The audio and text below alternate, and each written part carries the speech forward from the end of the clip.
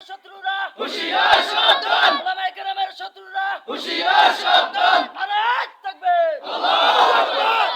ওই মূর্তিগুলো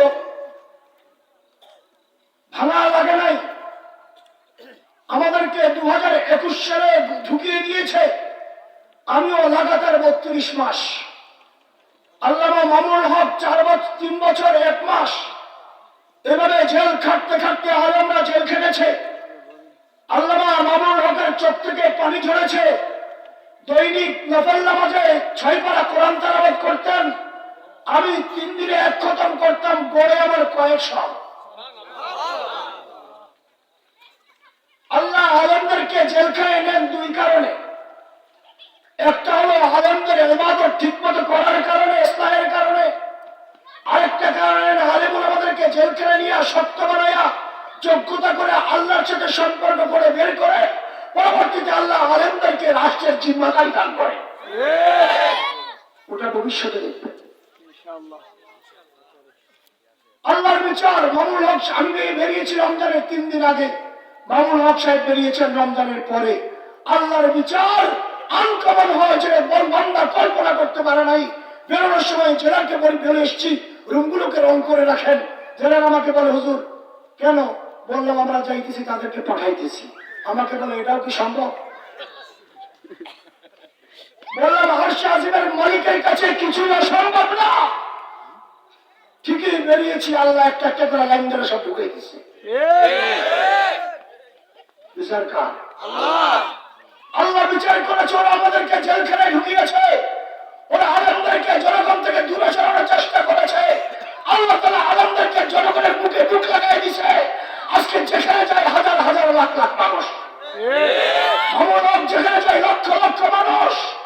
আর যারা এগুলো করেছে, আল্লাহ তাআলা আবাবিল পাখির এবং ছোট্ট ছোট্ট স্কুল কলেজ মাদ্রাসার ছাত্রদেরকে বের করে দিয়েছে, যাদের আন্দোলনে তারা হলুদ কার্ড দেখায়, লাল কার্ড দেখায় বাংলাদেশের রাজনীতি থেকে তাদেরকে আউট করে দিল্লি ট্রান্সফার করে দিয়েছে।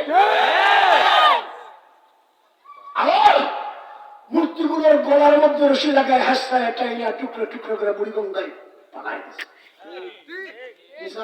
আল্লাহ হুজুরদের কষ্ট করা লাগে না, পাবলিকে সাইজ করে দিয়েছে। বিচার কার? আল্লাহ। অতএব গাদ্দারি আল্লাহর সাথে করো না, আলেমদের সাথে করো না, চোখের পানি ফেলো না। ওলামায়ে কেরামের প্রতি ফোঁটা চোখের পানি তোমাদের জন্য আল্লাহর গজব হয়। কি হয়? যারা আওয়ামী লীগ করেছেন তারা আমাদের ভাই, দুশমন না। বলবো তওবা করেন। আমার এই সূরার শেষাংশে তওবার আলোচনা আসবে। বলবো তওবা করেন। আপনি অপরাধী না, কারো জমি দখল করেননি, কারো গায়ে আঘাত করেননি, কিন্তু আপনি যারা আঘাত করেছে তাদেরকে সহযোগিতা করেছেন। আল্লাহর গজব আপনার উপর আসবে। যদি করেন মাফ পাবেন, নচেত আপনার নেতা নেতৃত্বের গজব আপনার উপর এসে পড়তে হবে। মনে রাখবেন, বিচার আনকমন হয়। কথা বলতে করে অন্যদিকে চলে যাবে। আল্লাহ রাসূল 2 রাকাত নামাজ পড়েছেন। নামাজ শেষ করে রাসূলুল্লাহ সাল্লাল্লাহু আলাইহি ওয়াসাল্লাম বাইতুল্লাহর দরজায় দাঁড়িয়েছেন। দাঁড়িয়ে বললেন, আমি আজকে তোমাদের সাথে কেমন আচরণ করব, কেমন আচরণ তোমরা আমার কাছে আশা করো। কেউ বললো, তুমি আমাদের ভাতিজার মতো, আমরা বাবার মতো, চাচার মতো আশা করি। কেউ বললো, তুমি আমাদের ভাই, আমরা ভাইয়ের মতো আশা করি। এটার জন্য কে বললো, আল্লাহ রাসূল ঘোষণা দিলেন, আমার ভাই হযরত ইউসুফ আলাইহিস সালামকে তার ভাইরা মেরে নির্যাতন করে কূপের মধ্যে ফেলেছিল। কূপ থেকে উঠিয়ে এনেছে, এনে তাকে বাজারে বিক্রি করেছে। জুলাইখা নিয়ে তাকে গোলাম বানিয়েছে। কিন্তু আল্লাহ যখন আজিজে মিসর ইউসুফ আলাইহিস সালামকে বলে, ইউসুফ তুমি জুলাইখার কাছে মাফ চাও, আমি তোমাকে জেলখানা থেকে মুক্ত করে দেব। ইউসুফ আলাইহিস সালাম বললেন, আমি সৃষ্টির কাছে মাফ চাই না, স্রষ্টার কাছে মাফ চাই। কার কাছে? মুফাসসিরিন কিরাম বলেন, যদি ইউসুফ আলাইহিস সালাম ওই দিন জুলাইখার কাছে মাফ চাইতেন, আর যদি মিছিল ইউসুফ আলাইহিস সালামকে জেলখানা থেকে বের করে কই পাঠাইতেন, বাড়িতে নিয়ে গোলামে বানাইতেন। কিন্তু স্রষ্টার কাছে মাফ চাওয়ার কারণে আল্লাহ তাআলা ইউসুফ আলাইহিস সালামকে ক্ষমা করে দিয়া মিশরের রাজপ্রাসাদে নিয়ে প্রধানমন্ত্রী বানাই দিয়েছে। কে বানাইছে? আল্লাহ।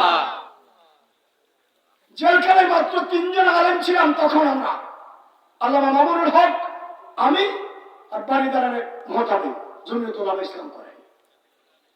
হাউন আঙ্কেল হচ্ছেন হাউন আঙ্কেল। হাউন আঙ্কেল গেছে গাড়ি নিয়ে, গিয়ে সরাসরি সাক্ষাৎ করে বলেছে আপনারা নির্বাচন করেন, গাড়ির পিছনে টাকা আছে কয়েক কোটি, আর কত লাগবে দিব। আমরা প্রত্যাখ্যান করেছি, নির্বাচনে যাব না, এমপি হব না, মন্ত্রী হব না, প্রত্যাখ্যান করেছি। ওরা মামুনুল হক সাহেবকে নিজের স্ত্রীকে নিয়ে দিয়া আপনার সোনারগাঁ রিসুটে নিয়ে ধর্ষণের মামলা করাইছে, ঠিক। অপমানিত করেছে, লাঞ্ছিত করেছে। আজকের আমার দেশ পত্রিকার 7 নম্বর পৃষ্ঠায় আমার এত বড় একটা সাক্ষাৎকার এসেছে, ছবি সব। ওরা আমাকে 3.5 ঘন্টা চেইন দিয়ে ঝুলিয়েছিল, আল্লাহ। বিলম্ব করে প্রস্তাবের রাস্তায় কারেন্টের শর্ট দিয়েছে। আর কত নির্যাতন সব বলা যাবে না। উদ্দেশ্য কি? ভাষা কয়টা জানো, কয়টা দেশ সফর করেছো, পাকিস্তান কয়বার গিয়েছো, আফগানিস্তান কয়বার গিয়েছো, হেফাজত ইসলাম টাকা পায় কোথায়, ইত্যাদি ইত্যাদি। আমরা ক্ষমা চাই নাই, মাপ চেয়েছি আর শাহজিমের মালিকের কাছে, যে আল্লাহ ইউসুফ আলাইহিস সালামকে জেলখানা থেকে বের করে রাজপ্রাসাদে ঢুকাইতে পারে। আমার বিশ্বাস আল্লাহ তাআলা আল্লামা মামুনুল হক সহ ওলামায়ে কেরামকে বাংলার রাজপ্রাসাদে ঢুকাইয়া দেবে। নারায়ে তাকবীর। আমাদের দালালেরা হুঁশিয়ার সাবধান। তন্ত্রমন্ত্র দিন শেষ, আর বাংলাদেশ খেলাফতের বাংলাদেশ, তন্ত্রমন্ত্র দিন শেষ। সারা